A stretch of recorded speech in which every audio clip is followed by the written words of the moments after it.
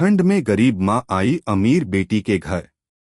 वह एक ठंडी सुबह थी जब बर्फीली हवाएं और ओस से भीगी जमीन एक सर्दी का एहसास दिला रही थीं। राजधानी के एक आलीशान इलाके में स्थित एक बड़े घर के अंदर हरियाली की सजावट और गर्मी का माहौल था। वह घर था राधिका और उसके परिवार का, जहां सुख शांति का माहौल था।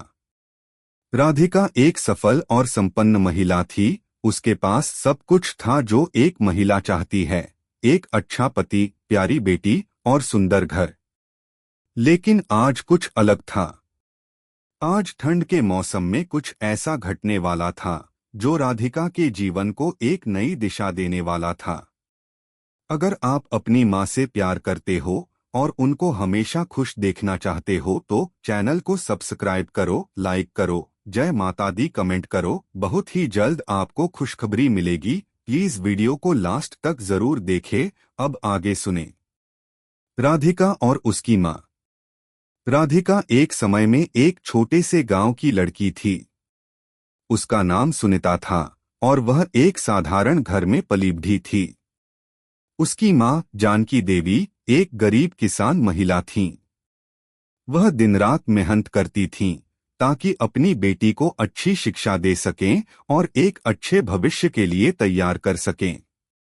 जब राधिका ने पढ़ाई में सफलता पाई और एक बड़ी कंपनी में जॉब प्राप्त किया तो उसकी जिंदगी बदल गई।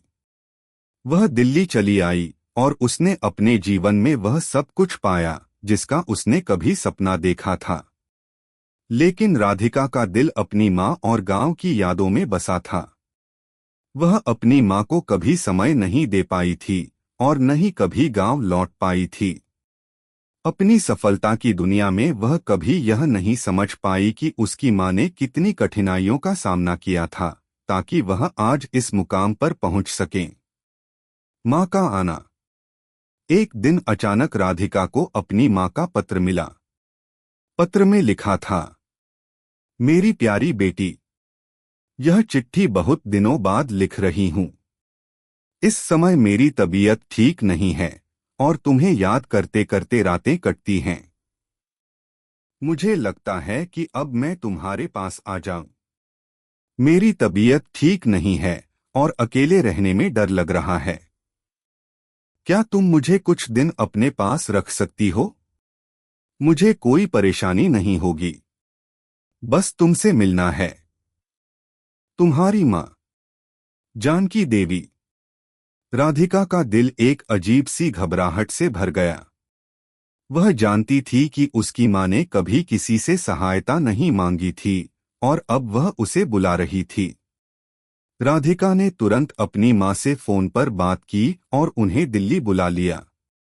उसे एक अजीब सी उलझन थी क्योंकि उसके पास एक ही सवाल था, क्या उसकी माँ उस आलीशान जीवन को अपना पाएंगी जो राधिका ने इतनी मेहनत से बनाया था। माँ का स्वागत। जब राधिका की माँ दिल्ली पहुंची तो वह पूरी तरह से बदली हुई थीं। उनके चेहरे पर जीवन के संघर्षों का गहरा प्रभाव था। उनका पहनावा बहुत साधारण था और उनकी चाल में वह लाचारी थी जो गरीबों की होती है। राधिका ने उन्हें अपनी बाहों में समेट लिया और वे दोनों कुछ देर तक चुप रहीं। राधिका को अपनी माँ की आंखों में एक ऐसी गहरी थकान और उम्मीद दिखाई दी जो उसे कभी महसूस नहीं हुई थी। राधिका ने अपनी माँ को घर के सबसे आरामदायक कमरे में रखा और उनकी सारी जरूरतों का ध्यान रखा। उसे लगा कि माँ की सारी कठिनाइयां अब खत्म हो जाएंगी, लेकिन उसे यह नहीं मालूम था कि अब उनकी जिंदगी में कुछ और नया और मुश्किल आने वाला था। सास बहू का संघर्ष। घर में राधिका की सास मीना देवी भी थीं। मीना देवी एक शिक्षित और आधुनिक महिला थीं, लेकिन उनका स्वभाव थोड़ा कठोर था। वह राधिका की पूरी जिंदगी पर नजर रखती थीं और अक्सर उसे अपने तरीके से काम करने की सलाह देती रहती थीं। राधिका को यह ठीक नहीं लगता था, लेकिन उसने कभी अपनी सास से सीधे तौर पर बात नहीं की। जब जानकी देवी को घर में आया तो मीना देवी ने धीरे धीरे अपनी नाराजगी दिखानी शुरू कर दी। वह जानकी देवी के पुराने कपड़े और सामान्य तरीके से रहने के आदतों को लेकर बातें करती रहती थीं। राधिका को यह सब बहुत खला, लेकिन वह अपने पति और सास की भावनाओं को समझने की कोशिश कर रही थी। राधिका और मीना देवी के बीच अनकहा सा तनाव था, लेकिन राधिका की सास यह नहीं समझ पाई कि उसकी मां की हालत ऐसी थी कि वह किसी आधुनिक तरीके से नहीं रह सकती थीं। एक दिन मीना देवी ने राधिका से सीधे पूछा, तुम्हारी मां का यहाँ क्या काम है? क्या तुम उनकी देखभाल करोगी या हमें ही सब कुछ करना होगा?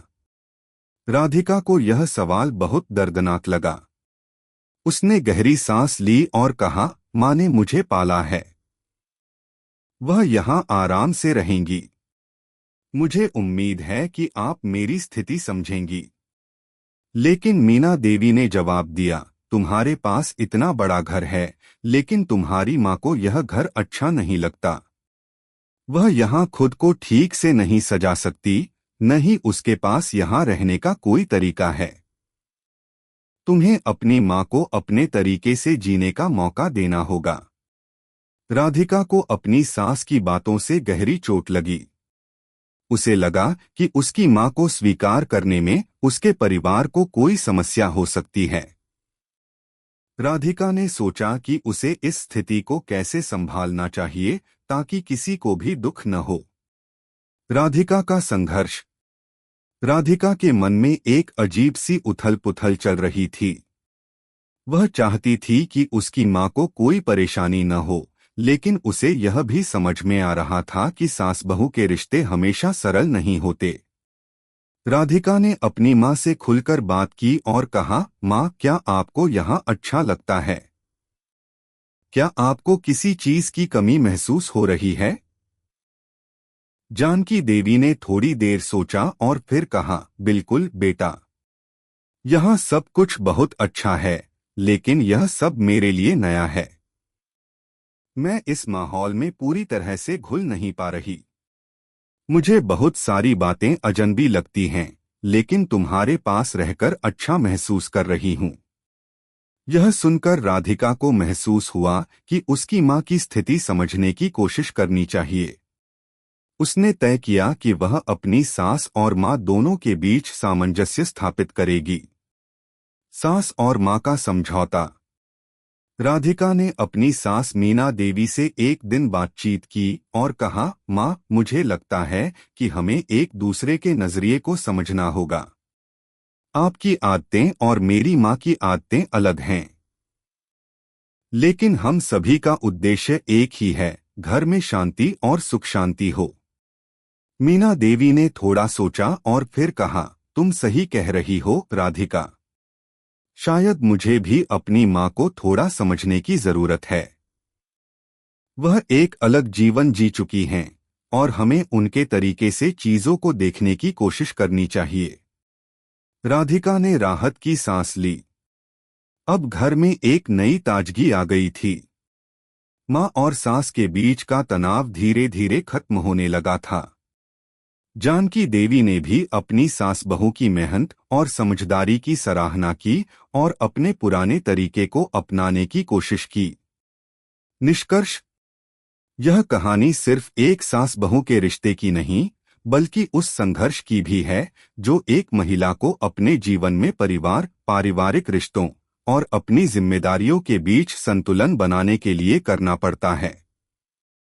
राधिका, मीना देवी और जानकी देवी ने अपने तरीके से इस संघर्ष का सामना किया और अंत में घर में शांति और सच्चे प्रेम का वातावरण बना। इस कहानी में यही सीखने को मिलता है कि किसी भी रिश्ते में अगर समझदारी और समर्पण हो तो कोई भी कठिनाई आसान हो जाती है। एक परिवार तब तक पूरा नहीं होता जब तक कि हर सदस्य की भावना और जरूरतों का सम्मान न किया जाए। कैसी लगी आपको कहानी? प्लीज कमेंट करो, लाइक करो, सब्सक्राइब करो। धन्यवाद।